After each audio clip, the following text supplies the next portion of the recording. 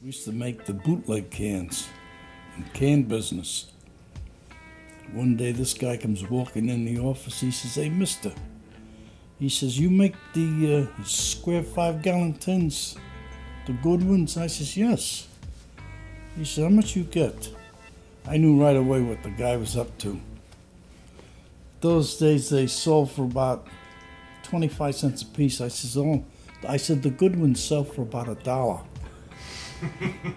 He says, $1? He says, "That's the good tin." I says, "That's the best tin you could get. That holds anything." I says, "You could even put water in it." He said, "That's what I want." Now, an order in those days for 100 cans was a good order. This guy says, "I want 1,000. 1,000? 1,000? I says, "That's $1,000. He says, he takes this roll out of his pocket, and he's got $100 bills, and he counts off $1,000 and throws it on my desk. I says, "Holy shit, $1,000.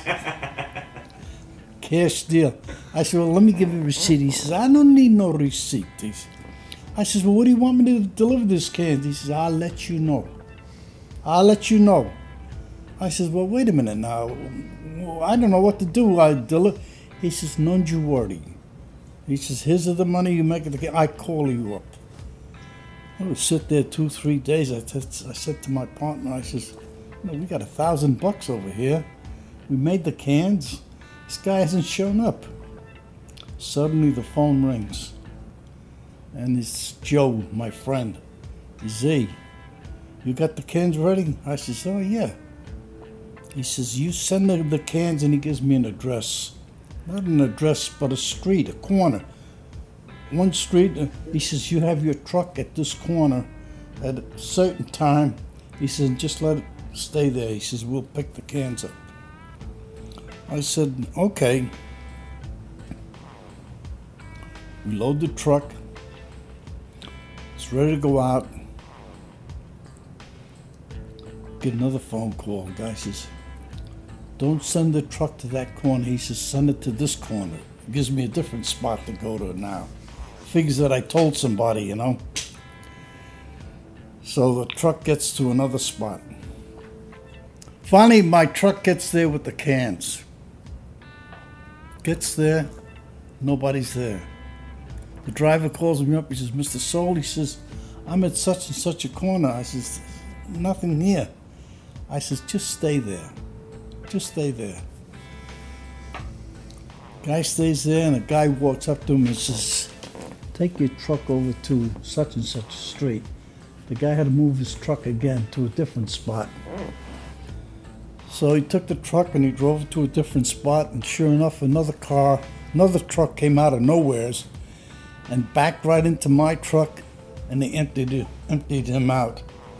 Took the cans. Now this deal went on for about 2 or 3 times. Every time he walked in, he'd say, "Hey, hello, John." He says, "I want some more of those cans." I says, "How many you want?" He says, "I want 1,000. 1,000. It's another $1,000. He takes out this pile of dough and rips off, counts $1,000, $100 bills, throws it on the desk. I says, "You want to tell me where they did?" "I'll let you know where they're going to go." Same thing. I says, "Boy," I said to myself, "what an easy way to make a buck." I says, "This guy's putting..." One day I'm sitting there. 2 guys come walking in, well-dressed men. They flip out their wallets. They say, "Mr. Soul?" I says, "Yes." He says, "We're from the Internal Revenue Service." He says, and he shows me pictures of these 2 guys that have been coming in the office. He says, "Do you know these 2 guys?" And I started to double talk. I went, "Oh, I said, I don't know, I'm not sure. They look familiar, but I said, I want to talk to my attorney." Well, long story short, that was the end of that. I'll let you. These guys eventually were picked up. Our cans were picked up at a still. That's where they were all going, to a still.